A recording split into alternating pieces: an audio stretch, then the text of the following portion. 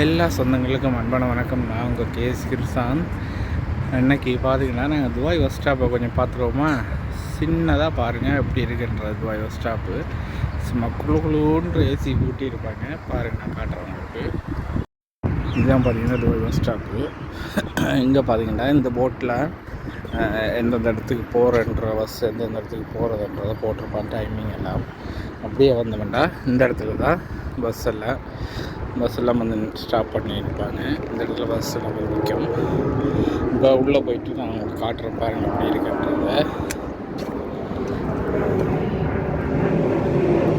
அப்படியே door open பண்ணால் இங்கே உள்ள ஏசி ரிமோட் வச்சுருக்கலாம். குழுன்னு இருக்குது உள்ள. இந்த இதில் எங்கெங்கே எந்தெந்த இடத்துக்கு போகிறதுன்ற ஒரு ஃபுல் மேப்பே இருக்குது. எந்தெந்த பஸ் எங்கெங்கே போகிறது எல்லாமே. அப்புறம் பார்த்திங்கன்னா இங்கே ஒரு டிஸ்பிளே ஒன்று வச்சுருக்காங்க. எந்தெந்த டைமுக்கு என்னென்ன பஸ் வரும்ன்றதை போட்டிருக்கணும். அதில் அரபிலையும் அப்புறம் இங்கிலீஷ்லேயும் வரும். பார்த்துட்டிங்கன்னா எப்படி